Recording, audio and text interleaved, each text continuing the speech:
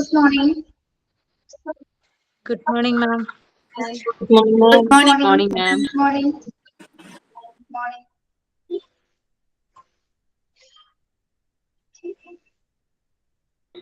Good morning, ma'am. Good morning.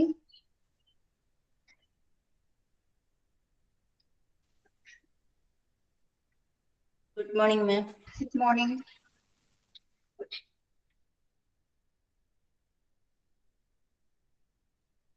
Good morning.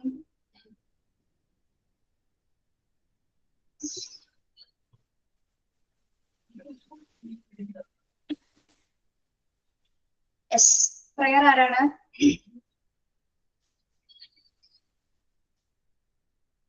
Prayer. ഞാനാണ് ma'am. Tamanna കടികളോ. Good morning ma'am. Good morning friends. Prayer. നന്മരൂപിയായ ദൈവമേ നിനക്കു വന്ദനം. നന്മരൂപിയായ ദൈവമേ നിനക്കു വന്ദനം. നിന്മനോജ്ഞരൂപത്തിന്റെ മുന്നിലെന്നും കാണണം. നിന്മനോജ്ഞരൂപമെന്റെ മുന്നിലെന്നും കാണണം. നന്മരൂപിയായ ദൈവമേ നിനക്കു വന്ദനം. നന്മരൂപിയായ ദൈവമേ നിനക്കു വന്ദനം. Thank you ma'am. Okay, thank you. Thought of the day. Good morning, ma'am. And good morning, all. Morning. If you never give up because fail means first attempt in learning by APJ Abdul Kalam. Okay, thank you. Thank you. Signing. Signing. ആരാണ്? ഞാൻ പറയാം ma'am. Good morning. Good morning ma'am and all. ഒരു നദി അങ്ങനെ ഒഴുകിക്കൊണ്ടിരിക്കുകയാണ്. കുറച്ചു ദൂരം ചെന്നപ്പോൾ കുറേ ആളുകൾ ചേർന്ന് ആ നദിയിലേക്ക് ദീപങ്ങൾ ഒഴുക്കി. ആ നദിയെ വണങ്ങി. നദി അപ്പോൾ ഒഴുകിക്കൊണ്ടേയിരുന്നു. കുറച്ചുകൂടെ മുന്നോട്ട് പോയ സമയത്ത് കുറേ ആളുകൾ ചേർന്ന് ആ നദിയിലേക്ക് പൂവുകളൊക്കെ എറിഞ്ഞ് ആ നദിയെ വരവേറ്റു. നദി അപ്പോഴും ഒഴുകിക്കൊണ്ടേയിരുന്നു. കുറച്ചുകൂടെ മുന്നോട്ട് പോയപ്പോൾ കുറച്ച് ആളുകൾ ചേർന്ന് ആ നദിയിലേക്ക് കല്ലുകൾ എറിയാൻ തുടങ്ങി. നദി അപ്പോഴും ഒഴുകിക്കൊണ്ടേയിരുന്നു. നമ്മുടെ ജീവിതവും ഈ നദിയെപ്പോലെ ആയിരിക്കണം. നദി അതിന്റെ ലക്ഷ്യസ്ഥാനത്തേക്ക് ഒഴുകുന്ന സമയത്ത് അതിനെ വണങ്ങാനും പൂവിട്ട് വരവേൽക്കാനും അതിന്റെ നേരെ കല്ലുകൾ എറിയാനും ആളുകളുണ്ട്. പക്ഷെ നദി അതൊന്നും ശ്രദ്ധിക്കാതെ അതിന്റെ ലക്ഷ്യസ്ഥാനത്തേക്ക് തന്നെ പോയിക്കൊണ്ടിരിക്കുന്നു. ഇത്തരത്തിൽ നമ്മുടെ ജീവിതത്തിൽ നമ്മൾ മുന്നോട്ട് പോകുന്ന സമയത്ത് നമ്മെ ആദരിക്കാനും നമ്മെ സ്നേഹിക്കാനും നമ്മെ കുറ്റം പറയാനും വിമർശിക്കാനും ഒരുപാട് ആളുകൾ ഉണ്ടാവും. പക്ഷെ അവർക്കുള്ള മറുപടി കൊടുത്ത് നമ്മൾ നമ്മുടെ സമയവും ഊർജവും കളയരുത്. ലക്ഷ്യസ്ഥാനത്തേക്ക് എത്തുന്നത് വരെ നമ്മൾ പ്രയത്നിച്ചുകൊണ്ടേയിരിക്കുക. Confuse them with your silence, shock them with your success. Send by Shanti from Kasaragod. Okay, Sandy, very good. Okay, very good morning to all. Good morning, ma'am. Good morning. Good morning, ma'am. Good morning. എല്ലാവരും സുഖമായിരിക്കുന്നു? Okay. Ma'am, എന്റെ മോൻ +2 പാസ്സായി. മാം ആണോ? പഠിപ്പിച്ചിട്ടുള്ളത് അബിൽ Krishna. ഉമ്മാവുമ്മയല്ലേ? Atul. Okay, എങ്ങനെയുണ്ട് mark? എങ്ങനെയുണ്ട്? 77%. Very good. Okay, congrats അറിയിക്കാം കേട്ടോ. പറയാം. Okay, thank you ma'am. Okay. Yes, നമ്മൾ ടീച്ചേഴ്സ് ആൻഡ് സൈക്കോളജി ആണ് എടുത്തുകൊണ്ടിരുന്നത് അല്ലേ?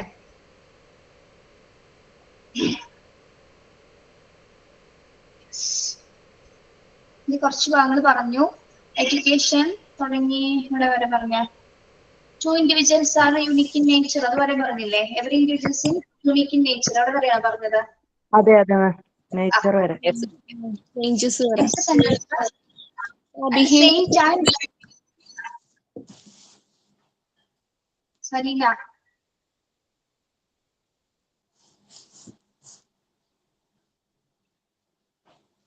At the same time, when the individuals come together, the nature of their behavior changes. As a teacher is very often expected to deal with the group of students.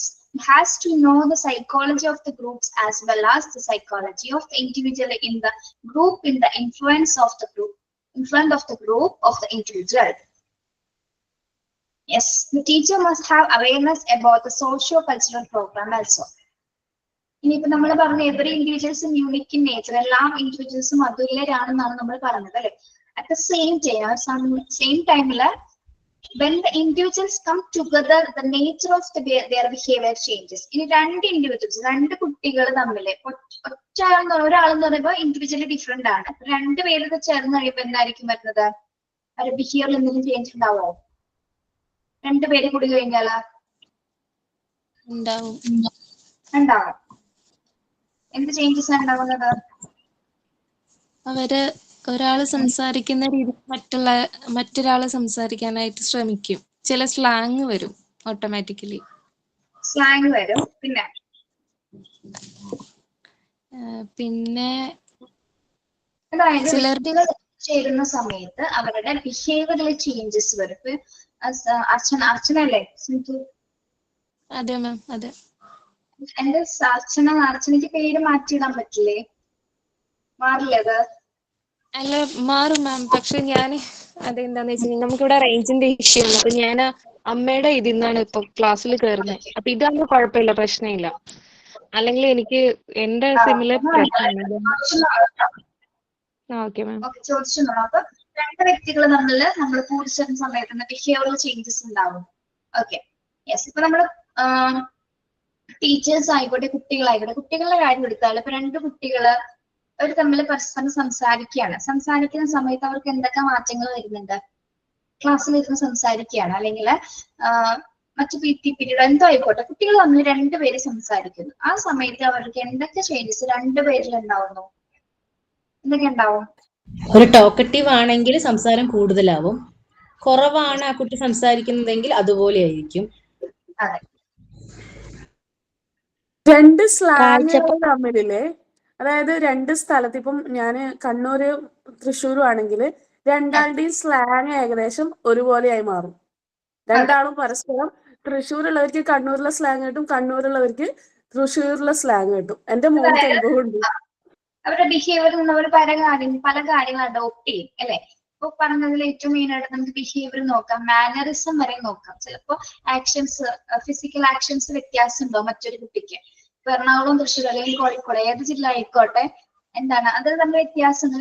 നമ്മൾ പറയുന്ന ചില കാര്യങ്ങളില് slang പറയുമ്പോൾ തന്നെ ഇപ്പൊ അവിടുത്തെ ഭക്ഷണങ്ങൾ ഇവിടെ വേറെ പേരിലായിരിക്കും അറിയപ്പെടുന്നത് അല്ലെ. ചിലയിടത്ത് നമ്മളെ പപ്പായ, കപ്പങ്ങ, കപ്പളങ്ങ എന്നൊക്കെയാണ് ചില സ്ഥലങ്ങളിൽ അറിയുന്നത്. അങ്ങനെ പല രീതിയിൽ അവർക്ക് കോൺവെർസേഷൻ വരെയാണ് അല്ലെ. ഇപ്പൊ ടോക്കറ്റീവ് ആയിട്ടുള്ള കുട്ടികളാണെങ്കിൽ പല രീതിയിൽ കമ്മ്യൂണിക്കേറ്റ് ചെയ്യും, പല രീതിയിൽ എക്സ്പ്രസീവ് ആവും, ചിരിക്കും, തമാശ പറയും, പൊട്ടിച്ചിരിക്കണം. ഇപ്പൊ രണ്ടുപേരും തമ്മിൽ ഇപ്പൊ നമ്മുടെ ഫ്രണ്ട്സിനെ കണ്ടാൽ തന്നെ നമ്മൾക്ക് ഭയങ്കര ഹാപ്പി അല്ലേ? നമ്മളാ കുറച്ചു നേരം അവരോട് സംസാരിക്കുമ്പോ എന്തെന്നില്ലാത്തൊരു സന്തോഷമാണ്. അപ്പൊ ആ ഒരു സമയത്ത് ഏറ്റവും കൂടുതൽ അവിടെ ഒരു ഇമോഷൻ അവർ കൈകാര്യം ചെയ്യുന്നതെന്ന് വെച്ചാൽ ഹാപ്പിനെസ് ആണ് അല്ലെ. ഏറ്റവും ഫീൽ ഫ്രീ ആയിട്ടൊരു മൊമെന്റ് ആണ് രണ്ട് വ്യക്തികൾ ഒന്നിച്ചു ചേരുന്ന സമയത്ത്. എക്സൈറ്റ്മെന്റ് ഉണ്ടാവും. എക്സൈറ്റ്മെന്റിന് കൂടുതൽ നമ്മള് വളരെ ഫ്രീ ആണ്, എന്തും സംസാരിക്കാൻ പറ്റും. ഇപ്പൊ ഫസ്റ്റ് സംസാരിച്ച് തുടങ്ങുന്ന സമയത്ത് ഒന്നും ഉണ്ടാവില്ല, പക്ഷെ സംസാരിച്ച് എന്താണ് വളരെ രസകരമായിട്ടൊരു ഫീലിംഗ് നമുക്ക് ഫിസിക്കലി മെന്റലി നമുക്ക് ഫീൽ ചെയ്യാൻ പറ്റും. ഓക്കെ, അപ്പൊ രണ്ട് ഇൻഡിവിജ്വൽ കൂടി കേടുന്ന സമയത്ത് ബിഹേവിയറൽ ചേഞ്ചസ് സംഭവിക്കുന്നുണ്ട്. Okay, as a teacher is every often expected to deal with group of students. അപ്പൊ നമുക്ക് ഒരു ഇൻഡിവിജ്വലിനെ കൈകാര്യം ചെയ്യാന്നുള്ളത് എങ്ങനെയാണ്? വളരെ എളുപ്പമാണോ? ഒരു ഇൻഡിവിജ്വൽ, ഒരു കുട്ടിയെ കൈകാര്യം ചെയ്യാന്ന് പറയുന്നത്? ഒരു കുട്ടിയെ കൈകാര്യം ചെയ്യുന്നതാണ് ഒരു ഗ്രൂപ്പ് ഓഫ് കുട്ടികളെ കൈകാര്യം ചെയ്യാനാണ് പാട്? ഗ്രൂപ്പ് ഓഫ് കുട്ടികളല്ലേ? ഗ്രൂപ്പ് ഓഫ് കുട്ടികളെ കൈകാര്യം ചെയ്യാനാണോ പാട്? ആണോ? ഉറപ്പാണോ? ഒരു കുട്ടിയാണ് സിമ്പിൾ ആയിട്ട് മാനേജ് ചെയ്യാം.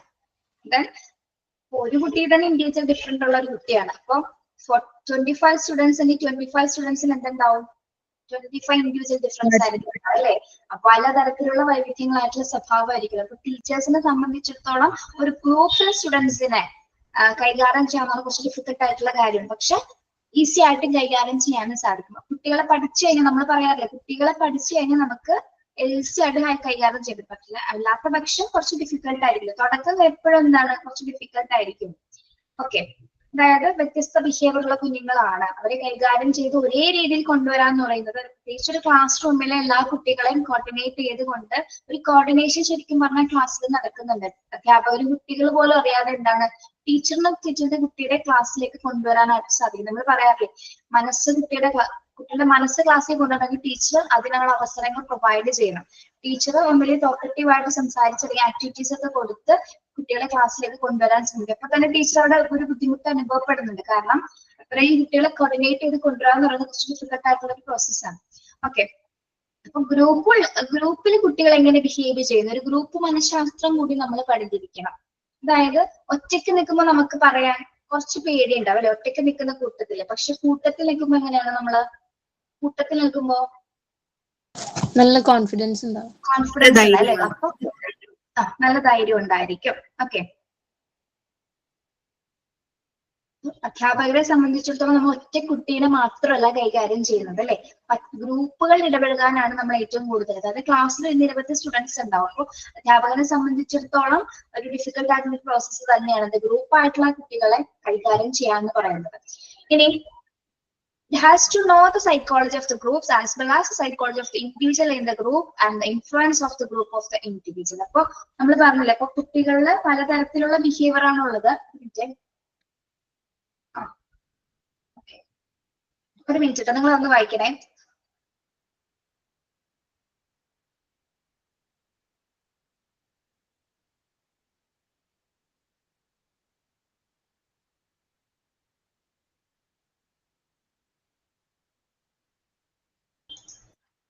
അധ്യാപകരെ സംബന്ധിച്ചിടത്തോളം അധ്യാപകർ എന്താ മനസ്സിലാക്കേണ്ടത്, ഒരു കുട്ടി ഇൻഡിവിജ്വലി എങ്ങനെ ബിഹേവ് ചെയ്യുന്നു, ഒരു ഗ്രൂപ്പിൽ എങ്ങനെ ബിഹേവ് ചെയ്യുന്നു എന്നുള്ള അതിന്റെ ആ രണ്ട് മനഃശാസ്ത്രം, രണ്ട് രീതിയിൽ കുട്ടികളെ നമ്മൾ സൈക്കോളജിക്കൽ ആയിട്ട് അറിയേണ്ടതുണ്ട്. ഒറ്റയ്ക്ക് ഇരിക്കുന്നത് ഇൻഡിവിജ്വൽ ആയിട്ട് ഇരിക്കുമ്പോൾ അവൻ എങ്ങനെ ബിഹേവ് ചെയ്യുന്നു, ഗ്രൂപ്പ് ആക്ടിവിറ്റി ക്ലാസ്സിലിരിക്കുന്ന സമയത്ത് മറ്റു കുട്ടികളോട് ഇരിക്കുന്ന സമയത്ത് അവൻ എങ്ങനെ ബിഹേവ് ചെയ്യുന്നു എന്ന് രണ്ട് രീതിയിൽ നമ്മൾ കുട്ടികളെ മനസ്സിലാക്കണം.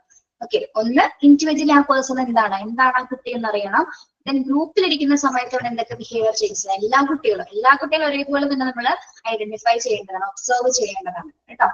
ഇനി then the teacher must have awareness about the socio-cultural program also. അത് മാത്രമല്ല, ഒരു ക്ലാസ് മുറിയെ സംബന്ധിച്ചിടത്തോളം അധ്യാപകന് മറ്റെന്ത് കാര്യത്തിൽ കൂടി അവബോധം ഉണ്ടായിരിക്കണം, socio-cultural program also.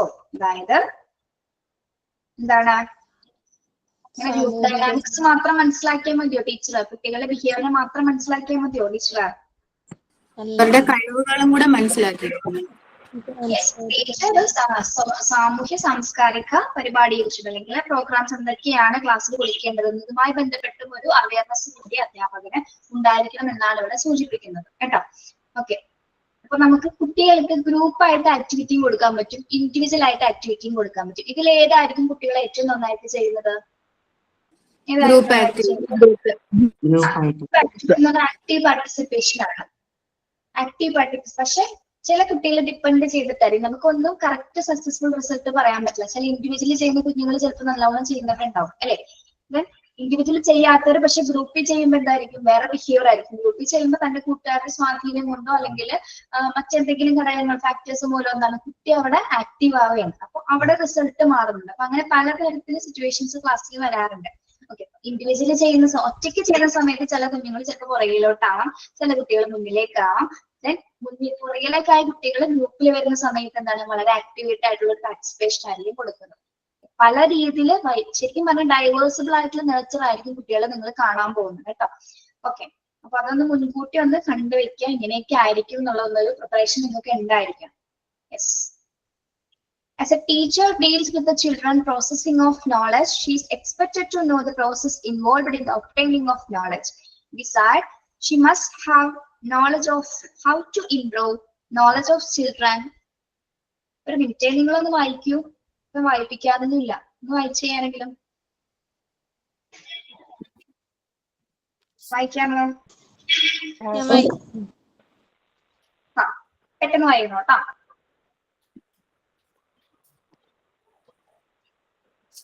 വരില്ല. ഞാൻ വായിക്കാം. As teacher deals with the children's processing of knowledge, she is expected to know the processes involved in the learning of knowledge. She must have knowledge of how to improve knowledge of the children so that they may process it properly. It is important that a teacher must know what type of knowledge item can be absorbed mentally by children of a particular age group. In short, psychology helps teachers in deciding what to teach, who to teach, and how to teach. Yes, very good. Okay. As a teacher deals with the children's processing of knowledge.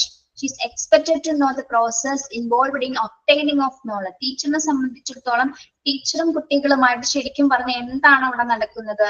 Processing of knowledge ആണ് അല്ലെ? കുട്ടികളിലെ knowledge ഉണ്ടാക്കിയെടുക്കാനുള്ള പ്രക്രിയയാണ് ശരിക്കും നമ്മളെ കുട്ടികളുമായിട്ട് connect ചെയ്തുകൊണ്ടിരിക്കുന്നത് അല്ലെ? ആ ഒരു പ്രോസസ്സാണ് അധ്യാപകർ ചെയ്തുകൊണ്ടിരിക്കുന്നത്. എത്രത്തോളം നോളജ് അവർക്ക് അക്വയർ ചെയ്യാൻ സാധിക്കും ആ ഒരു പ്രോസസ്സാണ് നമ്മൾ അവിടെ ചെയ്യുന്നത്. അപ്പൊ as a teacher deals with the children processing of knowledge. She is expected to know the process involved in the obtaining of knowledge. അതായത് കുട്ടികളുടെ അറിവ് സംസ്കരിക്കുന്ന അല്ലെങ്കിൽ കുട്ടികൾക്ക് ലേൺ ചെയ്യുന്നതിന് വേണ്ടിയിട്ട് അല്ലെങ്കിൽ അറിവുണ്ടാക്കുന്നതിന് വേണ്ടിയിട്ട് അധ്യാപകർ ഇടപെടുന്ന സമയത്ത് എന്താണ് അറിവ് നേടുന്നതിൽ ഉൾപ്പെട്ടിരിക്കുന്ന പ്രക്രിയകൾ നമ്മൾ അറിഞ്ഞിരിക്കണം. അപ്പോൾ അതിന് നോളജ് കൊടുക്കേണ്ട കുറെ പ്രോസസ്സുകൾ ഓരോ മെത്തേഡ്സിൽ ടീച്ചേഴ്സ് പഠിക്കുന്നുണ്ട് അല്ലെ? നമ്മൾ പല മെത്തേഡ്സുകൾ പഠിച്ചതിന് ശേഷമാണ് കുട്ടികളുടെ ക്ലാസ്സിൽ പോയിട്ട് അപ്ലൈ ചെയ്യുന്നത്.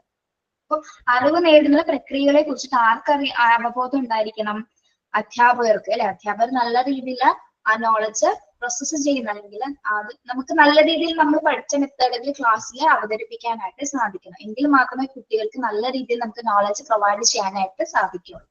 ഓക്കെ, നമ്മളുടെ അധ്യാപകനെ സംബന്ധിച്ചിടത്തോളം നമ്മുടെ ഏറ്റവും വലിയ ഡ്യൂട്ടി എന്ന് പറയുന്നത് എന്താണ്? കുട്ടികൾക്ക് അറിവ് പകരാം അല്ലെ? നല്ല രീതിയിലുള്ള അറിവ് ഇൻഫർമേഷൻസ് അല്ലെങ്കിൽ നല്ല രീതിയിലുള്ള നോളജ് പറഞ്ഞു കൊടുക്കുക എന്നുള്ളതാണ് നമ്മുടെ ഏറ്റവും പരമപ്രധാനമായ ലക്ഷ്യം എന്ന് പറയുന്നത്. Okay, besides she must have knowledge of how to improve knowledge of the children so that they may process it properly. ഇനി എന്താണ് കൂടാതെ എങ്ങനെ മെച്ചപ്പെടുത്തുക? അപ്പൊ നമ്മൾക്ക് അറിയാം, നമുക്ക് കുറെ മെത്തേഡ്സുകൾ അറിയാം. ടീച്ചേഴ്സിനെ സംബന്ധിച്ച് നമുക്കറിയാം എന്തൊക്കെയാണ് ക്ലാസ്സിൽ കൊടുക്കേണ്ടതെന്ന് നമുക്കറിയാം അല്ലെ? അപ്പൊ എങ്ങനെ മെച്ചപ്പെടുത്തുക, നമ്മൾ കൊടുക്കുന്ന അറിവുകളെ എങ്ങനെ മെച്ചപ്പെടുത്താം എന്നതിനെ കുറിച്ചിട്ടുള്ള അറിവും ആർക്കുണ്ടായിരിക്കണം? നമുക്ക് ഉണ്ടായിരിക്കും. അതുപോലെ തന്നെ കുട്ടികളുടെ അറിവ് എങ്ങനെ മെച്ചപ്പെടും? നമ്മളുടെ ഇപ്പൊ നമ്മ പഠിച്ച മെത്തേഡ്, നമ്മ ഒരു മെത്തേഡ് പഠിച്ചിട്ടുണ്ട്, ടീച്ചിങ് മെത്തേഡ്സ് നമ്മൾ പഠിച്ചിട്ടുണ്ട് അല്ലെ? ലെസൺ പ്ലാൻ ഒക്കെ ക്രിയേറ്റ് ചെയ്തുകൊണ്ട് ക്ലാസ് എടുക്കാനുള്ള മെത്തേഡ് നമ്മൾ പഠിച്ചിട്ടുണ്ട്. അതിനെക്കുറിച്ച് ആർക്ക് അറിവുണ്ടായിരിക്കണം? നമുക്ക് നല്ലൊരു അവബോധം ഉണ്ടായിരിക്കണം. മാത്രമല്ല മറ്റെന്തുണ്ടായിരിക്കണം? കുട്ടികളെ കുറിച്ചും അല്ലെ? Knowledge of the children so that they may process it properly. അതായത് നമ്മളെങ്ങനെ മെച്ചപ്പെടുത്താം എന്നതിനെ കുറിച്ച് മാത്രമുള്ള ഒരു അറിവ് മാത്രമല്ല, കുട്ടികളെ കുറിച്ചുള്ള അറിവും അവർക്ക് ഉണ്ടായിരിക്കണം. അതുവഴി എന്താണ്? അപ്പൊ നമുക്കത് അറിയാവുന്ന സാഹചര്യം it's important that the teacher must know what type knowledge item can be absorbed mentally by children of a particular age group. അതായത് എന്താണ് പറയുന്നത്?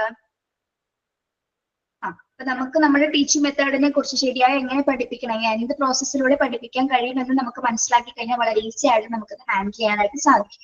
മാത്രമല്ല എന്താണ്, ഒരു പ്രത്യേക പ്രായത്തിലുള്ള ഒരു ഏജിലെ കുട്ടികൾക്ക്, അതായത് ഡിഫറെന്റ് ആയിട്ടുള്ള ഏജ് ഗ്രൂപ്പ്, പെർട്ടിക്കുലർ ഏജ് ഗ്രൂപ്പിലുള്ള കുട്ടികൾക്ക് എന്താണ് മാനസികമായി ഏത് തരത്തിലുള്ള അറിവാണ് ഉൾക്കൊള്ളാൻ കഴിയുക എന്നൊരു അധ്യാപകൻ അറിഞ്ഞിരിക്കേണ്ടത് പ്രധാനമാണ്. അപ്പൊ നമ്മൾ പറയാറില്ലേ കുട്ടികളെ അറിയണമെന്ന്. അപ്പൊ കുട്ടികൾക്ക് എന്ത് അറിവ് മനസ്സിലാക്കണം എന്ന് ആദ്യം മനസ്സിലാക്കേണ്ടത് ആരാണ്? നമ്മൾ അധ്യാപകരാണ് അല്ലെ? എന്ത് തരത്തിലുള്ള നോളജ് ആയിരിക്കണം അവർക്ക് പ്രൊവൈഡ് ചെയ്യേണ്ടതെന്ന് നമ്മൾ ആദ്യം മനസ്സിലാക്കുക. ദെൻ അവർക്ക് ഏത് തരത്തിലുള്ള അറിവുകൾ ഉൾക്കൊള്ളാൻ കഴിയും അല്ലെ? അവർക്ക് ഉൾക്കൊള്ളാൻ കഴിയും. നമ്മൾ കുറെ പഠിപ്പിച്ചു കൊടുത്തിട്ട് കാര്യമുണ്ടോ? കുറെ പഠിപ്പിച്ചു കൊടുത്തിട്ട് ഇങ്ങനെ കാര്യമുണ്ടോ? അവർക്കത് ഉൾക്കൊള്ളാൻ പറ്റണ്ടേ? മനസ്സിലാവണ്ടേ? വെറുതെ പഠിപ്പിച്ചു കൊടുത്താൽ മതിയോ നമ്മള്? അല്ല, ആ കുട്ടികളെ ഉൾക്കൊള്ളാൻ പറ്റുന്ന രീതിയിലുള്ള പാഠഭാഗങ്ങൾ അല്ലെങ്കിൽ ആക്ടിവിറ്റീസ് ആയിരിക്കണം നമ്മൾ അവർക്ക് മെന്റലി, കുഞ്ഞുങ്ങളാണ് അല്ലെ? കുഞ്ഞുങ്ങളാണ്, അവർക്ക് മെന്റലി മനസ്സിലാകുന്ന കാര്യങ്ങള് മാത്രമേ അവർക്ക് ഉൾക്കൊള്ളാൻ കഴിയുള്ളൂ. അല്ലെങ്കിൽ കുഞ്ഞുങ്ങൾ എന്തിനാ വെറുതെ വലിയ കടുകട്ടിയായിട്ടുള്ള കാര്യങ്ങൾ നമ്മൾ പഠിപ്പിച്ചു കൊടുത്തിട്ട് കാര്യമില്ല. അവർക്ക് ഉൾക്കൊള്ളാൻ കഴിയുന്ന കാര്യങ്ങൾ മാത്രമേ നമ്മൾ പഠിപ്പിക്കാൻ പാടുള്ളൂ. ഓക്കെ, അപ്പൊ അവരുടെ മാനസിക നില കൂടി നമ്മൾ മനസ്സിലാക്കിയിട്ട് വേണം കുഞ്ഞുങ്ങളെ പഠിപ്പിക്കാനായിട്ട്. ഇനി അപ്പൊ ഒരു അധ്യാപകൻ അത് പ്രധാനമായിട്ട് അറിഞ്ഞിരിക്കണം. ഇപ്പൊ കട്ടിയുള്ള ഭാഗങ്ങളായിക്കോട്ടെ, പക്ഷെ നമ്മൾ എന്ത് ചെയ്യണം, വളരെ സിമ്പിൾ ആയിട്ട് അവതരിപ്പിക്കാനായിട്ട് നമുക്ക് കഴിയണം. ഓക്കെ, ഇപ്പൊ കടുകട്ടിയുള്ള ഭാഗങ്ങൾ ചിലപ്പോൾ നമുക്കറിയാം ആക്ടിവിറ്റീസിൽ എന്തെങ്കിലും ചിലപ്പോൾ ബുദ്ധിമുട്ടുള്ള കാര്യങ്ങൾ ഉണ്ടാവും. അപ്പൊ നമ്മൾ എന്ത് ചെയ്യണം, നമ്മളാണ് അത് അവർക്ക് ഈസി ആക്കി കൊടുക്കേണ്ടത് അല്ലെ. നമ്മൾ അവർ ഏത് മെത്തേഡിൽ കൂടെ കൊടുത്താൽ കുട്ടികൾ അത് ഈസി ആയിട്ട് ചെയ്യേണ്ടത് നമ്മൾ ക്രിയേറ്റ് ചെയ്ത് ചിന്തിക്കണം. ദെൻ അതെന്താണ്, അപ്പൊ എത്ര കട്ടിയുള്ള അല്ലെങ്കിൽ ആക്ടിവിറ്റീസ് ആയിക്കോട്ടെ, എന്തോ ആയിക്കോട്ടെ, കുട്ടികൾക്ക് അത് നല്ല രീതിയിൽ ഹാൻഡിൽ ചെയ്യാൻ പറ്റും.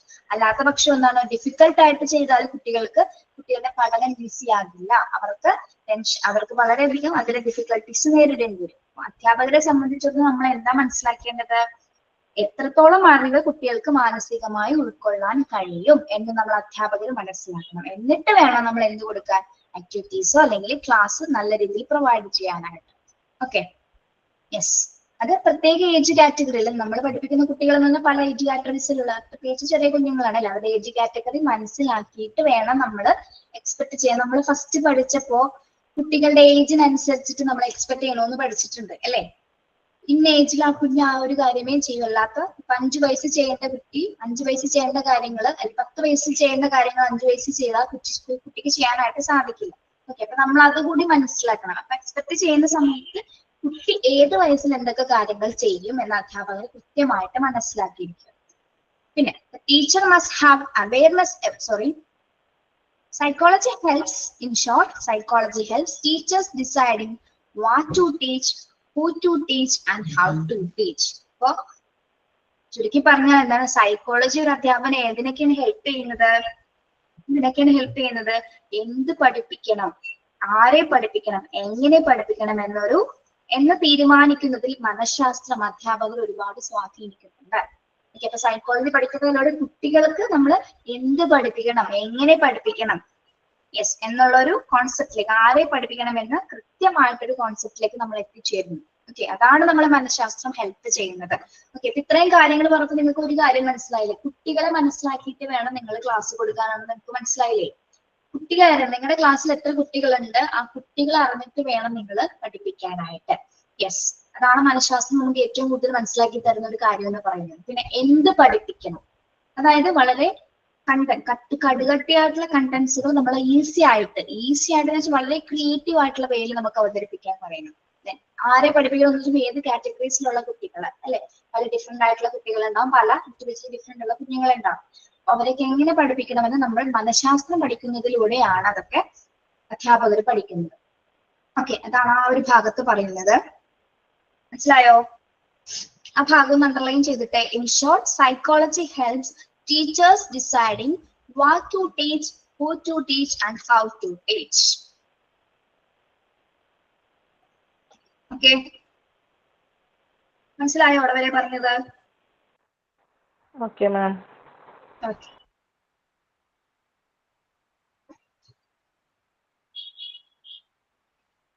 As children undergoing pre-primary education are very young and not much expected of the society or larger environment. A teacher must be intensely careful in dealing with them. They are very subtle and sensitive. They are likely to absorb or internalize anything they come across. A teacher who is engaged in adjusting the very young generation of the society is expected to have a good knowledge of psychology of the children. Yes.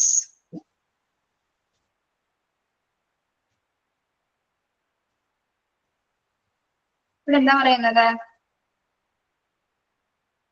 As children undergoing pre-primary education are very young and not much expected of the society or larger environment. A teacher must be intensely careful in dealing with them. ഇവിടെ എന്താ പറയുന്നത്? pre-primary education സംബന്ധിച്ച് ഇവിടെ എന്താ പറയുന്നത്? ഒന്ന് വായിച്ചു നോക്കി. അവർക്ക് ചുറ്റുപാടുകളെ കുറിച്ചോ സമൂഹത്തിനെ പറ്റിയോ ഒരു അറിവും ഇല്ലായിരിക്കും. ഫസ്റ്റ് ടൈം ആയിരിക്കും. യെസ്, അതായത് ഇത്തരത്തിലുള്ള, അതായത് പ്രീ പ്രൈമറി എഡ്യൂക്കേഷനിലെ കുട്ടികളെ സംബന്ധിച്ചിടത്തോളം എന്താണ്, അവർക്ക് സൊസൈറ്റിനെ കുറിച്ചിട്ട് അല്ലെങ്കിൽ പരിസര വിശാലമായിട്ടുള്ള കാര്യങ്ങളെ പറ്റിയിട്ട് ശരിക്കും പറഞ്ഞ കുഞ്ഞുങ്ങൾക്ക് ആ ഒരു അറിവ് തുടങ്ങുന്ന ഒരു സമയം, സ്റ്റാർട്ടിങ് പോയിന്റ് ആണ് അല്ലെ. അപ്പൊ ടീച്ചർ ഈ ഒരു സമയത്തുള്ള കുട്ടികളെ നമ്മൾ എന്താ ചെയ്യേണ്ടത്, ഏറ്റവും കൂടുതൽ കെയർഫുൾ ആയിട്ട് നോക്കേണ്ടത്, ഡീൽ ചെയ്യേണ്ട ഒരു സമയമാണ് അല്ലെ. പ്രീ പ്രൈമറി എഡ്യൂക്കേഷന്റെ കുഞ്ഞുങ്ങളെ എന്ന് പറയുമ്പോൾ എന്താണ്, ഒരു അധ്യാപകൻ എന്താണ് അവരുമായി ഇടപെടുന്ന സമയത്ത് അതീവ ശ്രദ്ധാലുവായിരിക്കണം അല്ലെ, വളരെ കെയർഫുൾ ആയിട്ട് വേണം അവരെ ഡീൽ ചെയ്യാനായിട്ട്. Okay, yes, they are very subtle and sensitive. എന്തുകൊണ്ടാണ് നമ്മൾ അവരെ കെയർഫുൾ ആയിട്ട് കെയർ ചെയ്യണമെന്ന് പറയാൻ കാരണം എന്താണ്? They are very subtle and sensitive. അവരെങ്ങനെയുള്ള കുഞ്ഞുങ്ങളാണ്? അവർ വളരെ സൂക്ഷ്മരും സംവേദനക്ഷമതയുള്ളവരാണ് അല്ലെ. ശരിക്കും പറഞ്ഞാൽ സെൻസിറ്റീവ് എന്ന് പറഞ്ഞ ഒരു മീനിങ് എന്താ നമ്മൾ ഉദ്ദേശിക്കുന്നത്? സെൻസിറ്റീവ് എന്ന് പറഞ്ഞാൽ കുഞ്ഞുങ്ങൾ സെൻസിറ്റീവ് ആണ് നമ്മൾ പറയാറില്ലേ? എന്താ പറയുന്നത്? സന്തോഷം വരെയും സങ്കടം വരെയൊക്കെ ചെയ്യുന്ന ഒരു പ്രകൃതം അല്ലെ. അതോടൊപ്പം തന്നെ അവര് സറ്റിലാണ്. സറ്റിൽ എന്ന് പറയുന്നത് സൂക്ഷ്മമായിട്ട് ചിലത് നമ്മൾ ചെറിയ ചെറിയ കാര്യങ്ങൾ നല്ല രീതിയിൽ ഒബ്സർവ് ചെയ്യുന്ന കുഞ്ഞുങ്ങളാണ് അല്ലെ.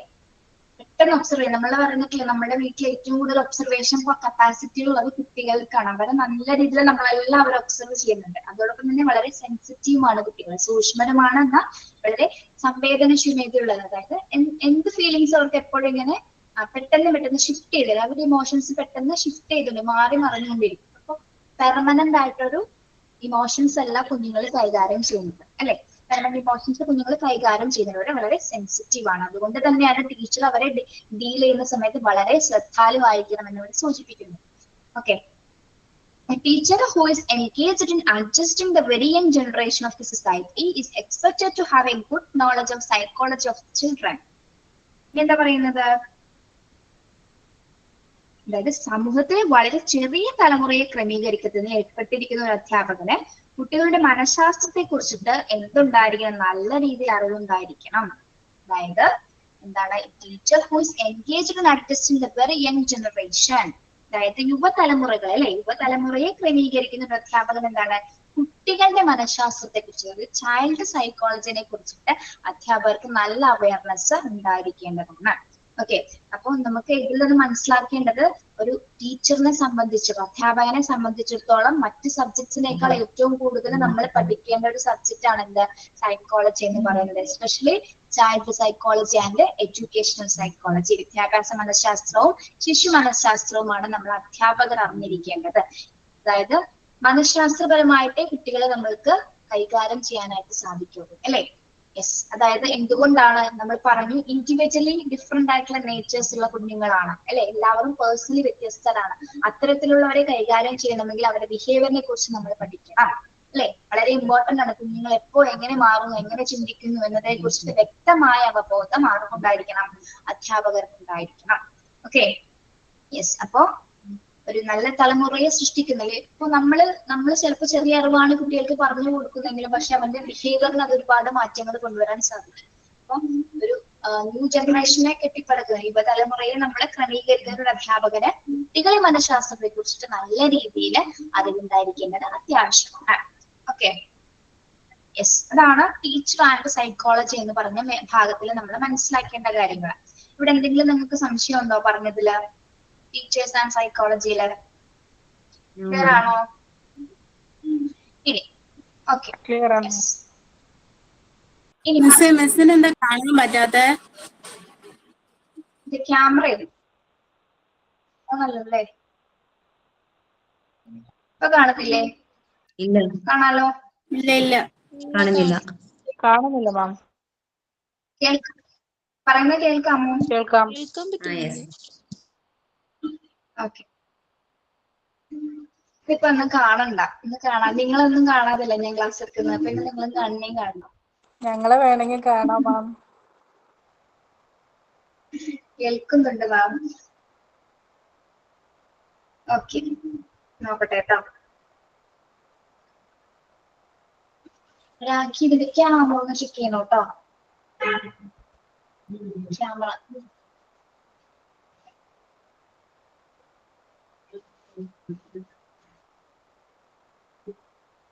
യെസ്, നമുക്ക് നോക്കാം.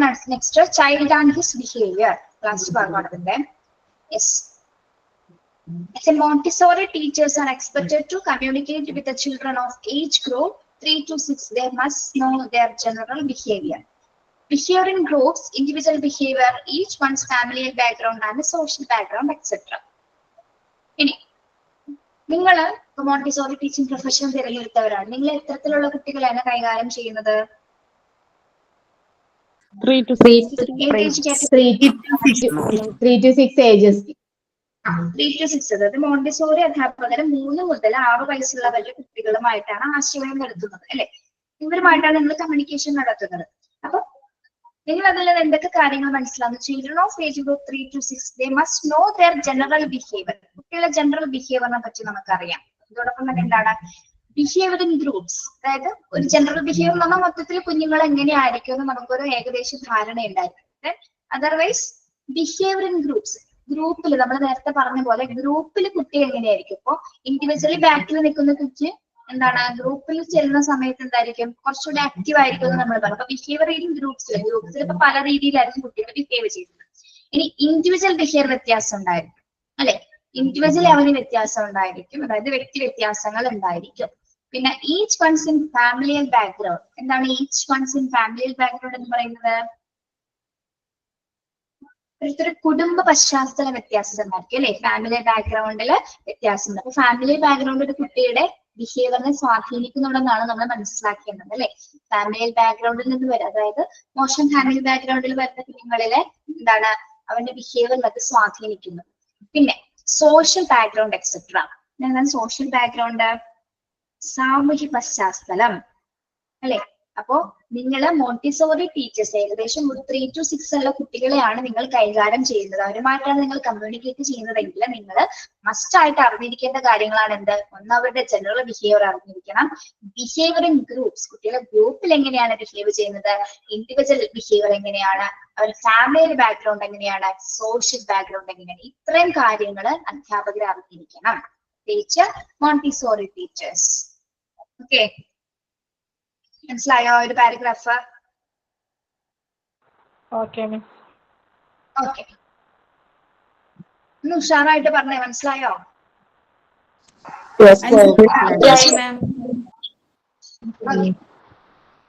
Next, the children face different problems in their family and environment. കുട്ടികള് അവന്റെ പരിസ്ഥിതിയിലോ അതായത് സർവീസ് എന്താണ് ഫാമിലിയിൽ എന്താണ് ഡിഫറെന്റ് ആയിട്ടുള്ള പ്രോബ്ലംസ് ഫേസ് ചെയ്യുന്നുണ്ട്. The rate of addiction of language changes according to the environment of each child. Emotion, motivation, and intelligence are also found of very decreased among children. Teachers' efforts to gather children are likely to encounter the individual differences. Okay, ഈ paragraph ഒന്ന് നോക്കിയോ. ഇന്നത്തെ കുട്ടികൾ അവരുടെ കുടുംബത്തിലും പരിസ്ഥിതിയിലൊക്കെ ഉള്ളതാണ് വ്യത്യസ്ത രീതിയിലുള്ള പ്രശ്നങ്ങളിലൂടെ കടന്നു പോകുന്നവരാണ് അല്ലെ. കുട്ടികൾ എല്ലാവരും എന്താണ് എല്ലാവരും ഓരോ ദിവസം ഓരോ പ്രശ്നങ്ങളിലൂടെ കടന്നു പോകുന്നവരാണ്. ഓക്കെ, അപ്പൊ അത്തരത്തിൽ എന്താണ് rate of addiction of language changes according to the environment of each child. അപ്പൊ ഓരോ കുട്ടിയുടെയും എന്താണ് പരിസ്ഥിതി അനുസരിച്ചിട്ട് അവന്റെ ഭാഷയിൽ എന്താണ് ഭാഷയുടെ അവരുടെ ലാംഗ്വേജിന്റെ വ്യത്യാസം വരുന്നുണ്ട്. ഇവിടെ ഭാഷ എന്ന് ഉദ്ദേശിക്കുന്നത് എന്താണ്?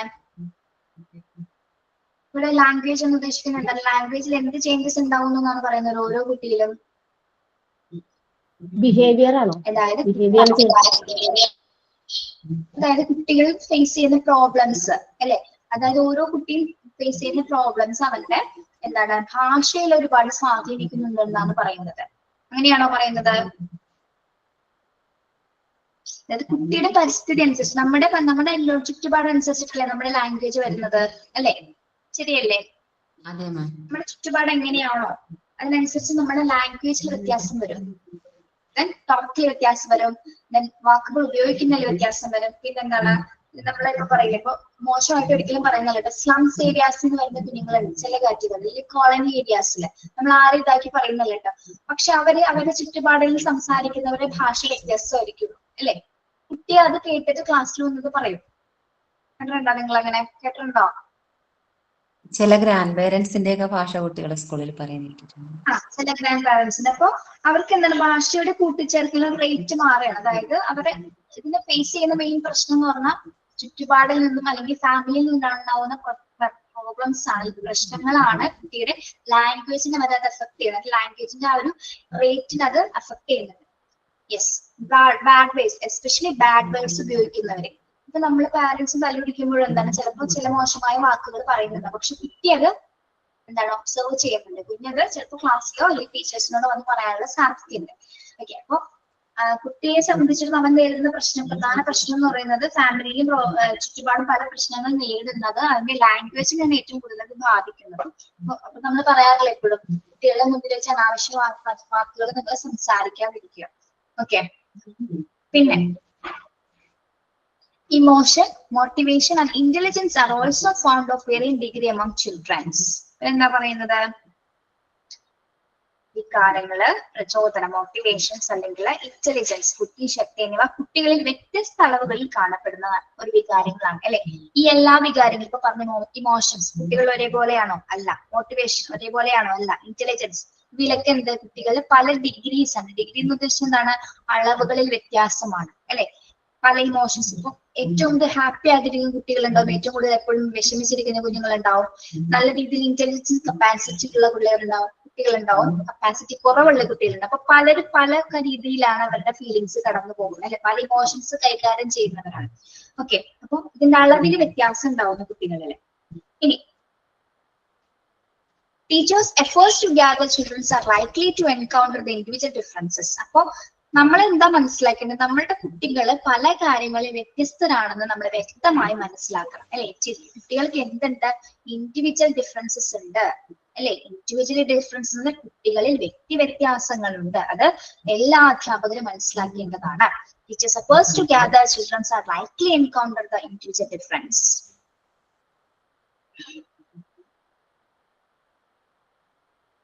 ഇനി അടുത്തത് എന്താ പറയുന്നത്? ഈക്കോസെൻട്രിസം. What is ecocentrism? എന്താണ് ഈക്കോസെൻട്രിസം? ഈക്കോസെൻട്രിസം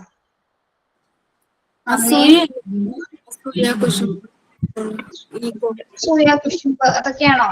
ആണോ? അഹങ്കാരം. യെസ്, വെരി ഗുഡ് അല്ലെ. അഹങ്കാരമാണ് ഈക്കോസെൻട്രിസം എന്ന് പറയുന്നത്. ഈക്കോസെൻട്രിസം may still prevail with some children. ചില കുട്ടികളില് ഇത്തരത്തിലുള്ള ഇമോഷൻ കാണാറുണ്ട് അല്ലെ. അതായത് ഇപ്പോഴും നിലനിൽക്കുന്നുണ്ട്. ചില കുട്ടികൾക്ക് നമുക്കത് മാറ്റാൻ ഒരു പരിധി വരെ കുട്ടികൾ ആ ഒരു സ്വഭാവ ടെൻഡൻസി ഉണ്ടായിരിക്കും അല്ലെ. ഈക്കോസെൻട്രിസം ഉണ്ടായിരിക്കും. എത്ര പാവം കുഞ്ഞുങ്ങളാണെങ്കിലും അത് ചെറിയൊരു അളവിൽ പോലെ അത് ഉണ്ടായിരിക്കും. Okay, there may be children with psychological abnormalities and physical disabilities which the teacher has to identify from very beginning.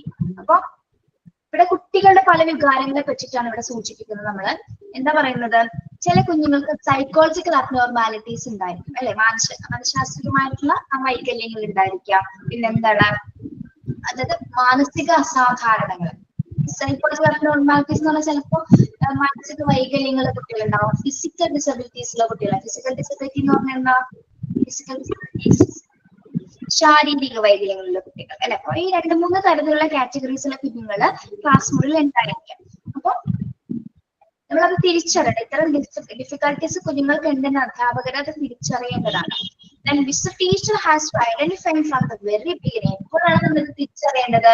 തുടക്കത്തിൽ തന്നെ അത് മനസ്സിലാക്കിയിരിക്കുന്നതാണ് ആ ഒരു അധ്യാപകന്റെ കഴിവെന്ന് പറയുന്നത്. അല്ലാതെ കുറെ പോയിട്ടില്ല. ചിലവരെ ചിലപ്പോൾ നമുക്ക് മനസ്സിലാക്കാൻ പറ്റില്ല അല്ലെ. ചില കുട്ടികൾ ചിലപ്പോ ഒരു ക്ലൂ പോലും തരാത്ത രീതിയിലുള്ള സ്വഭാവങ്ങൾ കാണിക്കുന്ന കുട്ടികളുണ്ട്. ഓക്കെ, ചില കുട്ടികളെ നമുക്ക് എന്താണ് ആ ഏറിയ സ്റ്റേജിൽ തന്നെ കുട്ടികൾ ബിഗിനിങ് സ്റ്റേജിൽ തന്നെ നമുക്ക് മനസ്സിലാവും അവർക്ക് ഡിഫിക്കൽട്ടീസ് ഉണ്ടെന്ന് നമുക്ക് അധ്യാപകർ നമുക്ക് മനസ്സിലാക്കാൻ പറ്റണം കേട്ടോ. നമുക്കത് മനസ്സിലാക്കാൻ പറ്റണം. നമ്മളാണത് മനസ്സിലാക്കേണ്ടത്. അധ്യാപകരാണ്. അത്തരത്തിലുള്ള ഒരു കപ്പാസിറ്റി നമുക്ക് ഉണ്ടായിരിക്കണം. അതിനാണ് നമ്മൾ ഈ സബ്ജക്ട്സിൽ പഠിക്കുന്നത്. നിങ്ങൾ ഓർക്കുക, ഇതൊക്കെ പ്രാക്ടിക്കൽ ലൈഫിൽ കൊണ്ടുവരാൻ വേണ്ടിയിട്ടാണ് സൈക്കോളജി ആയാലും കൂടുതൽ എഡ്യൂക്കേഷൻ സൈക്കോളജി ആയാലും നമ്മൾ പഠിപ്പിച്ചു തരുന്നത്. ഓക്കെ, ആ ഒരു കപ്പാസിറ്റി അച്ചീവ് ചെയ്യാനായിട്ട് നിങ്ങൾക്ക് സാധിക്കണം. അവരുടെ വൈകല്യം എന്തൊക്കെ തിരിച്ചറിയാനായിട്ട് നമ്മൾ ആദ്യം ശ്രമിക്കേണ്ട എന്താണ്? ഒബ്സർവേഷൻ വേണം നമുക്ക് അല്ലെ. നല്ല രീതിയിൽ കുഞ്ഞിനെ ഒബ്സർവ് ചെയ്യാനായിട്ട് സാധിക്കും. എങ്കിൽ മാത്രമേ ഈ ഡിഫിക്കൽട്ടീസ് നമുക്ക് തിരിച്ചറിയാനായിട്ട് സാധിക്കൂ. Different aspects of child development are to be understood by the teacher. During the period of vital growth, children pass through different stages of cognitive, emotional, moral, social and linguistic development. അപ്പൊ നമ്മൾ മനസ്സിലായി കുട്ടികൾ disabilities ഉണ്ടെങ്കിൽ നമ്മൾ ആദ്യത്തെ സ്റ്റേജിൽ തന്നെ കുട്ടികൾ അത് മനസ്സിലാക്കണം. ഇനി മനസ്സിലാക്കേണ്ട കാര്യം എന്താണ്? Different aspects of child development. പിന്നെ കുട്ടികളുടെ വികസനത്തിന് എന്താണ് പല രീതിയിലുള്ള ആസ്പെക്ട്സ് ഉണ്ട് അല്ലെ. നമ്മൾ പഠിച്ചിട്ടുണ്ട്.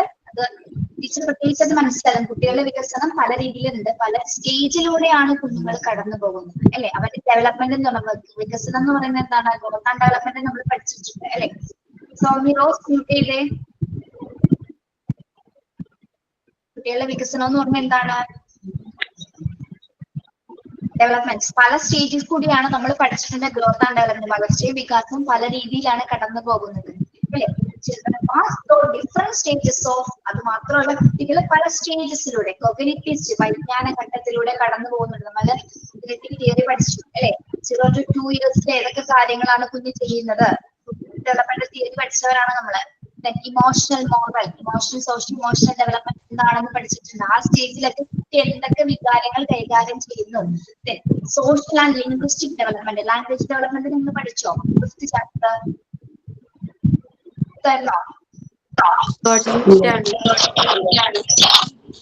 എടുത്തോ?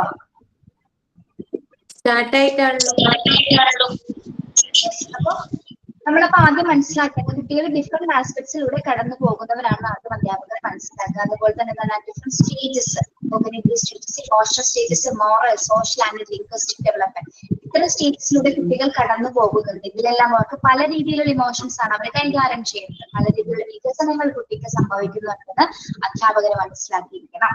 പിന്നെ psychomotor coordination and skills develop continuously.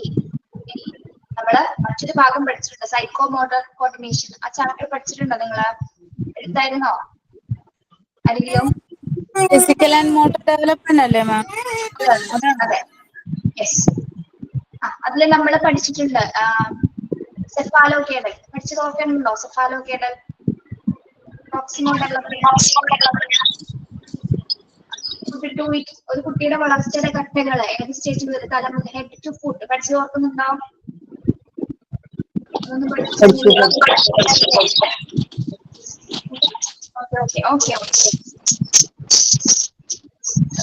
കുട്ടിയുടെ മോട്ടോർ കോർഡിനേഷൻസിനെ കുറിച്ച് അധ്യാപകർ പഠിച്ചിട്ടുണ്ടായിരുന്നു.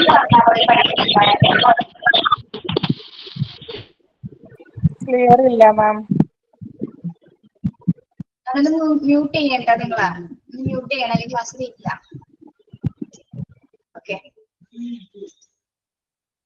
ഇപ്പൊ ക്ലിയർ ആണല്ലോ? ഇപ്പൊ ക്ലിയർ ആണ്. യെസ്. നെക്സ്റ്റ് വരുന്നത് യെസ്. അപ്പൊ നമ്മൾ മോട്ടോർ കോർഡിനേഷൻസിനെ കുറിച്ച് അറിഞ്ഞിരിക്കുന്നത്. അതോടൊപ്പം തന്നെ എന്താണ് പിയാഷെ സ്റ്റേജസ് ഓഫ് കോഗ്നിറ്റീവ് ഡെവലപ്മെന്റ് പഠിച്ചിട്ടുണ്ട് അല്ലെ. പിയാഷെയുടെ cognitive development, fluid stages of emotional development, അത് നിങ്ങൾ പഠിച്ചിട്ടുള്ള ഇത് നമ്മുടെ കോഗ്നിറ്റീവ് ഡെവലപ്മെന്റ് കുട്ടികളുടെ വികാസവുമായി ബന്ധപ്പെട്ട തിയറീസുകളാണ് ഇതെല്ലാം. ഫ്ലൂയിഡിന്റെ സ്റ്റേജസ് ഓഫ് ഇമോഷൻ, വൈകാരിക വികസനത്തെ കുറിച്ചിട്ടുള്ള തിയറി ഉണ്ട്. എറിക്സൺ സ്റ്റേജസ് ഓഫ് പേഴ്സണാലിറ്റി, നമ്മൾ പറഞ്ഞ 8 സ്റ്റേജസിനെ കുറിച്ചിട്ടുള്ള, മനുഷ്യന്റെ 8 സ്റ്റേജസ്, ജീവിതത്തിന്റെ നമ്മൾ 8 സ്റ്റേജസിനെ കുറിച്ചിട്ടുള്ള ഒരു തിയറിയാണ് എന്ത്, Erikson stages of personality development. Then some of the works and judgments in the field which are used to the teachers. അപ്പൊ അധ്യാപകരെ സംബന്ധിച്ചിടത്തോളം ഈ തിയറീസ് എന്തിനാണ് പ്രയോജനപ്പെടുന്നത്? കുട്ടികളെ മനസ്സിലാക്കുന്നതിന് വേണ്ടിയിട്ട്. നമ്മൾ ഈ തിയറികൾ പഠിക്കുന്നത് ഒരിക്കലും വെറുതെ പഠിച്ചു വെക്കാനല്ല, അത് ക്ലാസ് മുറിയിൽ നമ്മൾ റിയലിസ്റ്റിക് സിറ്റുവേഷൻസിൽ ഉപയോഗിക്കാൻ വേണ്ടിയിട്ടാണ് നമ്മൾ ഈ തിയറീസ് പഠിക്കുന്നത്. ഓക്കെ, അപ്പൊ അധ്യാപകരെ സംബന്ധിച്ചിടത്തോളം ആ ഒരു ഫീൽഡിലെ ഏറ്റവും മികവുറ്റ കുട്ടികളെ മനസ്സിലാക്കുന്നതിന് വേണ്ടിയിട്ടാണ് നമ്മൾ ഈ തിയറീസ് പഠിക്കുന്നത്. Without having proper foundation in psychology, a teacher may not succeed in understanding Froebel's ideas of teaching, kindergartens, or Maria Montessori's ideas of using didactic apparatus. ഒരു അധ്യാപകനെ സംബന്ധിച്ചിടത്തോളം സൈക്കോളജിയിൽ നിങ്ങൾക്ക് ഒരു ഫൗണ്ടേഷൻ ഇല്ലെങ്കിൽ, സൈക്കോളജിനെ പറ്റി അറിയില്ല, കുട്ടികളെ ശിശു മനഃശാസ്ത്രത്തെ കുറിച്ച് അറിയില്ല, അല്ലെങ്കിൽ എഡ്യൂക്കേഷൻ സൈക്കോളജി എന്താണെന്ന് അറിയില്ല എങ്കിൽ എന്താണ്, അല്ലെങ്കിൽ ഫോർബലിന്റെ ഐഡിയാസ് ഓഫ് കിൻഡർ ഗാർഡൻസ് അത് പഠിച്ചിട്ടുണ്ടോ നിങ്ങൾ? ഫോർബലിന്റെ തിയറി പഠിച്ചിട്ടുണ്ടോ? നോ, പഠിച്ചിട്ടില്ല. അതെന്നെ ഒന്ന് ഓർമ്മിപ്പിക്കണം. ഫോർബലിന്റെ തിയറി നിങ്ങൾ പഠിക്കണം. നിങ്ങൾക്ക് അത് പഠിക്കാൻ വേറൊരു അവസരമില്ല. ടീച്ചർ പഠിപ്പിച്ചിരുന്നു, ഏതെങ്കിലും ഒരു മറ്റൊരു ക്ലാസ്സിൽ പഠിപ്പിച്ചു തരുന്നതാണ് കേട്ടോ. പ്രത്യേകിച്ച് കിൻഡർ ഗാർഡൻസിനെ കുറിച്ചിട്ടുള്ള ഐഡിയാസ് ആണ് ഇതിലുള്ളത്, ഫോർബലിന്റെ തിയറിയിലുള്ളത്. ചെറിയ തിയറിയാണ്, വളരെ ചുരുക്കി നമുക്കത് പഠിക്കാം. ഓക്കെ, പിന്നെ മരിയ മോണ്ടിസോറിയുടെ idea of using didactic apparatus. Maria മോണ്ടിസോറിയുടെ ഡയഡക്റ്റിക് അപ്പാരറ്റസ് ഉപയോഗിച്ചുകൊണ്ടുള്ള പഠനം. ഇത്തരം തിയറീസും അല്ലെങ്കിൽ സൈക്കോളജിക്ക് നിങ്ങൾക്ക് ഇതൊന്നും അറിയില്ലെങ്കിൽ എന്താണ് നിങ്ങൾക്ക് ക്ലാസ് മുറിയിൽ നല്ല രീതിയിൽ കുട്ടികളെ പഠിപ്പിക്കാനായിട്ട് സാധിക്കില്ല. പ്രത്യേകിച്ച് സൈക്കോളജി എന്ന സബ്ജക്ട് ഇത്തരം തിയറീസ് ഇപ്പൊ കൊഗ്നിറ്റീവ് ഡെവലപ്മെന്റ് പഠിച്ചപ്പോൾ നിങ്ങൾക്ക് കുറെ കാര്യങ്ങൾ മനസ്സിലായി അല്ലെ. കുട്ടികളുടെ സ്റ്റേജസിനെ കുറിച്ച് നിങ്ങൾ അറിഞ്ഞു. ഏതൊക്കെ സ്റ്റേജിൽ കുട്ടി എങ്ങനെയൊക്കെ ബിഹേവ് ചെയ്യുന്നു, ഏതൊക്കെ ഘട്ടങ്ങളിലൂടെയാണ് കുഞ്ഞ് കടന്നു പോകുന്നത് നിങ്ങൾക്ക് മനസ്സിലായി. അപ്പോൾ ഇനി നിങ്ങൾക്ക് കുട്ടികളെ ഹാൻഡിൽ ചെയ്യുമ്പോൾ അറിയാൻ പറ്റും ഈ ഒരു സ്റ്റേജിൽ അവൻ അങ്ങനെ കാണിക്കൂ, അതാണ് അവന്റെ ക്യാരക്ടർ, ഈ ഒരു ഇമോഷൻ ആണ് കുട്ടി കൈകാര്യം ചെയ്യുന്നത് നിങ്ങൾക്ക് മനസ്സിലാവും. എന്തുകൊണ്ട് നിങ്ങൾക്ക് മനസ്സിലായി? നിങ്ങൾ തിയറി പഠിച്ചു, നിങ്ങൾക്കത് മനസ്സിലായി, നിങ്ങൾ നിങ്ങളുടെ ക്ലാസ് മുറിയിൽ അത് എന്ത് കൊടുത്തു? അപ്ലൈ ചെയ്തപ്പോൾ നിങ്ങൾക്കത് മനസ്സിലായി. അതേപോലെ ഇനി നമുക്ക് കിൻഡർ ഗാർഡൻസ് ഫോർമലിന്റെ ഒരു തിയറി ഐഡിയാസ് ഓഫ് കിൻഡർ ഗാർഡൻസിനെ കുറിച്ചിട്ട് പഠിക്കാനുണ്ട്. ഓക്കെ, അത് നമ്മൾ അടുത്ത ക്ലാസ്സുകളിൽ നമുക്കത് പഠിപ്പിച്ചു തരാം. Okay, then Maria Montessori method അല്ലെ. മരിയ മോണ്ടിസോറിയാണ് നമുക്ക് മോണ്ടിസോറി എന്ന ഒരു കോൺസെപ്റ്റിലേക്ക് നമ്മളെ മുന്നോട്ട് വെച്ചത്. അപ്പൊ ഇത്തരം കോൺസെപ്റ്റുകൾ ഒന്നും അറിയില്ലെങ്കിൽ നമുക്ക് എന്താണ് സൈക്കോളജിയിൽ ഒരു ഫൗണ്ടേഷൻ ഉണ്ടാവില്ല, നമുക്കൊരു അടിത്തറ ഉണ്ടാവില്ല. അടിത്തറയില്ലെങ്കിൽ എന്താണ് കുട്ടികളെ, പ്രത്യേകിച്ച് കുട്ടികളെ മെന്റലി കൈകാര്യം ചെയ്യാനായിട്ട് നമുക്ക് സാധിക്കാതെ വരും. അധ്യാപകരെ സംബന്ധിച്ചിടത്തോളം സൈക്കോളജി എന്നൊരു സബ്ജക്ട് എന്താണ്? ഏറ്റവും പ്രധാനപ്പെട്ട ഒന്ന് തന്നെയാണ് അല്ലെ. മറ്റു സബ്ജക്ട്സിനേക്കാൾ കൂടുതൽ നമ്മൾ ഏറ്റവും കൂടുതൽ അറിഞ്ഞിരിക്കേണ്ടത് സൈക്കോളജിയാണ്. ഓക്കെ, യെസ്, മനസ്സിലായോ?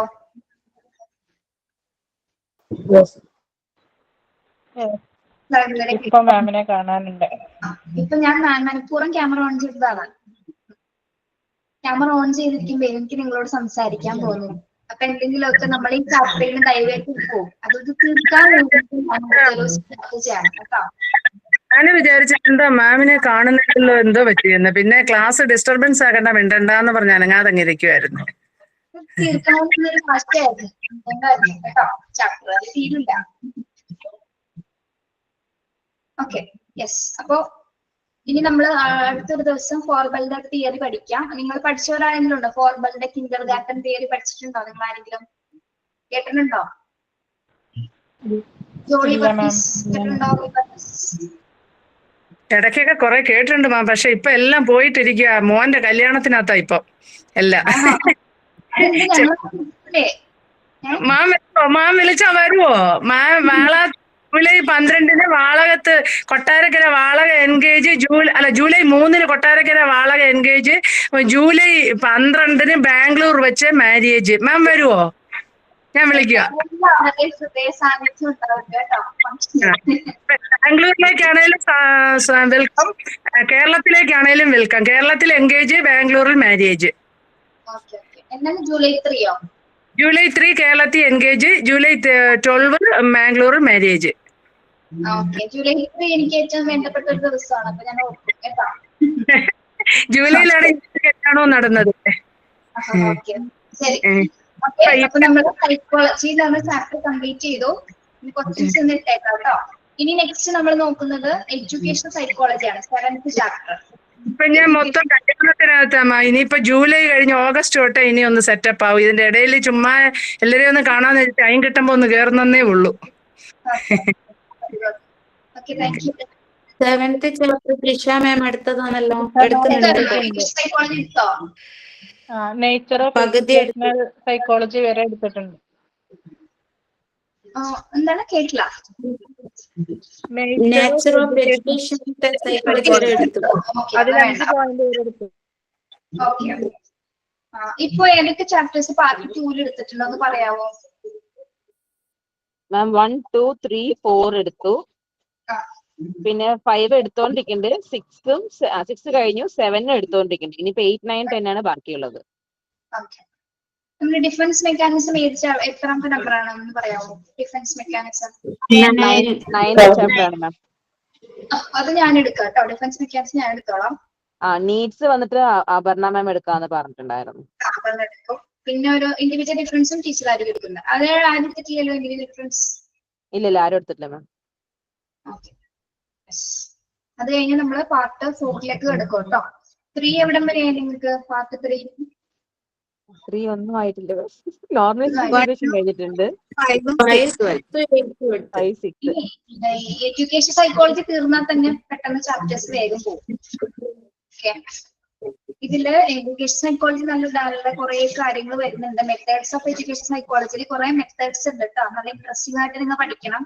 ആത്മപരിശോധനാ രീതി, ഇൻട്രോസ്പെക്ഷൻ മെത്തേഡ് പഠിക്കാനുണ്ട്, ഒബ്സർവേഷൻ, ക്ലിനിക്കൽ സ്റ്റഡി കുറെ പഠിക്കാനുണ്ട്. ടീച്ചർ നല്ല രീതിയിൽ പഠിച്ചു തരും. ഞാനത് എടുക്കാൻ വേണ്ടി പ്രിപ്പയർ ആയതായിരുന്നു, കുഴപ്പമില്ല. ഓക്കെ, നല്ല ചാപ്റ്റർ ആണ്. അത്യാവശ്യം നിങ്ങൾ അറിഞ്ഞിരിക്കേണ്ട ഒരു ചാപ്റ്റർ ആണ് എഡ്യൂക്കേഷൻ സൈക്കോളജി. ഓക്കെ, പിന്നെ അപ്പൊ നമുക്ക് ഇന്ന് വൈൻഡപ്പ് ചെയ്യാൻ ക്ലാസ്. വേറെ എന്താണ്, നമ്മുടെ മോണ്ടിസോറിയുടെ കോൺവൊക്കേഷൻ കഴിഞ്ഞ് വലിയ കുഴപ്പമില്ലാതെ പോയി. പിന്നെ ഇന്നലെ ഡിപ്ലോമയുടെ കോൺവൊക്കേഷൻ ആയിരുന്നു. ഞങ്ങൾ പഠിച്ചൊരു ബാച്ചിന്റെ കോൺവൊക്കേഷൻ ആയിരുന്നു, H8 ബാച്ചിന്റെ കേട്ടോ. നല്ല സ്നേഹമുള്ള കുട്ടികളാണ്, നിങ്ങളെ പോലെ തന്നെ ഭയങ്കര സ്നേഹമുള്ള കോപ്പറേറ്റീവ് ആയിട്ടുള്ള കുട്ടികളായിരുന്നു. കുറെ പേരുണ്ടായിരുന്നു, കുറെ പേര് മിക്കവരും ഓൺലൈൻ ക്ലാസ് അറ്റൻഡ് ചെയ്യുന്നത്, 1-2 പേര് മാത്രം റെക്കോർഡ് ചെയ്യുന്നുള്ളൂ. പക്ഷെ ഞങ്ങൾക്ക് എല്ലാവരും അറിയായിരുന്നു. അത് ക്യാമറ ഓൺ ചെയ്യില്ല, പക്ഷെ പേരുകൾ അറിയാം, ശബ്ദം അറിയാം അവരുടെ. അപ്പൊ വന്ന് നല്ലൊരു രസമായിരുന്നു. ഞങ്ങൾ ഇതുവരെ കൂടുതൽ കോൺവൊക്കേഷൻ ഏറ്റവും ബെസ്റ്റ് കോൺവൊക്കേഷൻ ആയിരുന്നു. ഞങ്ങളുടെ ബാച്ചിന്റെ ആയതുകൊണ്ടാണെന്ന് അറിയില്ല കേട്ടോ. വളരെ സന്തോഷമായിരുന്നു. കുട്ടികള് അത്രയും സ്നേഹമുള്ളവരെ ആ ഒരു ദിവസത്തില് അവർ വളരെ പ്രൗഡായിട്ട് നിന്നായിരുന്നു. നമുക്ക് ഒരിക്കലും മറക്കാൻ പറ്റില്ല, നല്ലൊരു എക്സ്പീരിയൻസ് ആണ്. ഇനി അതിന് ശേഷമുള്ളത് ഇനി നിങ്ങൾ മാത്രമാണ്. ബാക്കി ആരോടും നമ്മൾ അത്ര അറ്റാച്ച്ഡ് അല്ല. അത്ര കുട്ടികൾ ഇച്ചിരി ഇതാണ്. ഇനി നിങ്ങൾ മാത്രമാണ് എല്ലാവരും കൂടെ വെയിറ്റ് ചെയ്തിരിക്കുന്നത്. നിങ്ങളുടെ ഒരു കോൺവൊക്കേഷൻ ആണ് നിങ്ങളെ കാണാനായിട്ട് കേട്ടോ. നിങ്ങളുടെ പ്രതീക്ഷകള് കളയരുത്. ഓക്കെ, കാണും മാം, എന്തെങ്കിലും ഒരു ദിവസം കാണും നമ്മൾ. ആയി ഇപ്പൊ പെട്ടെന്ന് പോയി. ഇപ്പൊ കോൺവൊക്കേഷൻസ് വേഗം കളയുന്നുണ്ട്. Okay okay, yes. അപ്പം സൈൻ ഔട്ട് ആരാണ്? സൈൻ ഔട്ട് പറയട്ടെ. മോനിഷയാണോ? പറയാം. പറഞ്ഞോ. ഓക്കെ, ഇപ്പൊ ഒരു മോണ്ടിസോറി ആക്ടിവിറ്റിയെ കുറിച്ചാണ് പറയണത്. നമ്മളെ വീട്ടില് ഉള്ള പിള്ളേർ, എന്റെ വീട്ടിലായാലും പിള്ളേർ നമ്മൾ രാവിലെ എണീച്ച് ചെയ്യേണ്ട കാര്യങ്ങൾ റൊട്ടീൻ നമുക്ക് കുറെ കാലം പറഞ്ഞിട്ടും അവരത് അനുസരിക്കില്ല, ചെയ്യുന്നില്ല എന്നും പറയേണ്ട ഒരു സാഹചര്യം വരുന്നുണ്ട്. അപ്പൊ അങ്ങനെയുള്ള കുട്ടികൾക്ക് മോണ്ടിസോറി ആക്ടിവിറ്റീസ് ആണ് ഒരു ചാർട്ട്, ഒരു നമ്മൾ ചെയ്യാവുന്നതാണ്. ഞാൻ ചെയ്ത് വെച്ചിരിക്കുന്നത് ഒരു ചാർട്ടിൽ അവർ ഈ ഫസ്റ്റ് എണീക്കുക, ബ്രഷ് ചെയ്യുക, കുളിക്കുക എന്നുള്ള റൊട്ടീൻ കറക്റ്റ് ആയിട്ട് എഴുതി വെച്ചിട്ടുണ്ട്. അറിയുന്ന പിള്ളേരാണെങ്കിൽ എഴുതി വെക്കാം, ചെറിയ കുട്ടികളാണെങ്കിൽ സ്റ്റിക്ക് ചെയ്യാം. നമ്മളെ ഹാബിറ്റ്സ് ഒക്കെ സ്റ്റിക്ക് ചെയ്ത പോലെ അങ്ങനത്തെ പിക്ചേഴ്സ് സ്റ്റിക്ക് ചെയ്തിട്ട് അത് കറക്റ്റ് ആയിട്ട് അവരെ കൊണ്ട് ഫോളോ അപ്പ് ചെയ്യാൻ പറയാം. അത് ഓരോന്ന് ചെയ്ത് കഴിയുമ്പോൾ ഒരു സ്റ്റാറോ അല്ലെങ്കിൽ എന്തെങ്കിലും ഒരു കാര്യം അവർക്ക് അട്രാക്ട് ചെയ്യുന്ന പോലെ എന്തെങ്കിലും ഒരു കാര്യം പേസ്റ്റ് ചെയ്യുക. അതില് ബ്രഷ് യുവർ ടീത്ത് അത് ചെയ്ത് കഴിഞ്ഞാൽ അതിന്റെ അടുത്തുള്ള എന്തെങ്കിലും ഒരു സ്റ്റാർ വെക്കാൻ പറഞ്ഞാൽ അവർ കൊണ്ടുപോയി വെക്കും. പല്ല് തേച്ച് കഴിഞ്ഞു, അടുത്തത് എന്താണ് കുളിക്കുക, അത് ചെയ്ത് കഴിഞ്ഞാൽ അടുത്ത സ്റ്റാർ കൊണ്ടുപോയി വെക്കുക. അങ്ങനെ അവരെ കൊണ്ട് തന്നെ ചെയ്യിപ്പിക്കുമ്പോൾ അടുത്തടുത്തുള്ളത് എന്താന്നുള്ളത് അവർക്ക് മനസ്സിലാവുകയും ചെയ്യും. നമ്മൾ അത് അടുപ്പിച്ച് ചെയ്തു വരുമ്പോൾ അവർ കുറെ കാലം 1 year ചെയ്ത് കഴിഞ്ഞാൽ അടുത്ത കൊല്ലം ഇതില്ല, ചാർട്ട് ഇല്ലാണ്ട് തന്നെ അവർക്ക് ചെയ്യാൻ പറ്റും. സോ ഇത് നമ്മൾ പറയുന്നതിനെക്കാട്ടിലും അവർക്ക് ഇത് കണ്ടു ചെയ്യുമ്പോൾ കുട്ടികൾ ഒന്നും കൂടി വേഗം പഠിക്കാനും പ്രഷർ നമുക്കും കുറയും. ഒരു മോണ്ടിസോറി മെത്തഡാണ്. ഞാനിപ്പോ അത് തൽക്കാലം ഇങ്ങനെയാണ് ചെയ്തു വെച്ചിരിക്കുന്നത് വീട്ടില്. സോ അത് അവർക്ക് എന്താ ചെയ്യേണ്ടെന്നുള്ളത് ഞാൻ എഴുതി വെച്ചിട്ട് അവരെ കൊണ്ട് ചെയ്യാൻ പറയുന്നുണ്ട്. സോ അത് ജസ്റ്റ് ഇപ്പൊ അവര് എണീക്കുക, ബ്രഷ് യുവർ ടീത്ത്, അത് കഴിഞ്ഞ കുളിക്കുക, ഡ്രിങ്ക് കുടിക്കുക, പിന്നെ ബാത്ത്, ഒരു മിനിറ്റ് കറക്റ്റ് ആയിട്ടൊന്ന് വായിച്ചേ ഓരോന്നും. Get up early, brush your teeth, have a drink ആണ് തേർഡ് വൺ, ഞാൻ തിരിച്ചെഴുതി. Have a drink, have a clean bath, dress up, prayer, have your breakfast, പിന്നെ സ്റ്റഡി ടൈം അല്ലെങ്കിൽ വീക്കെൻഡ്സ് ആവുമ്പോൾ play time, lunch, again resting time, പിന്നെ evening snack, refreshment time, study time, at last കുറച്ചു നേരം screening ടൈമും, dinner 9:30.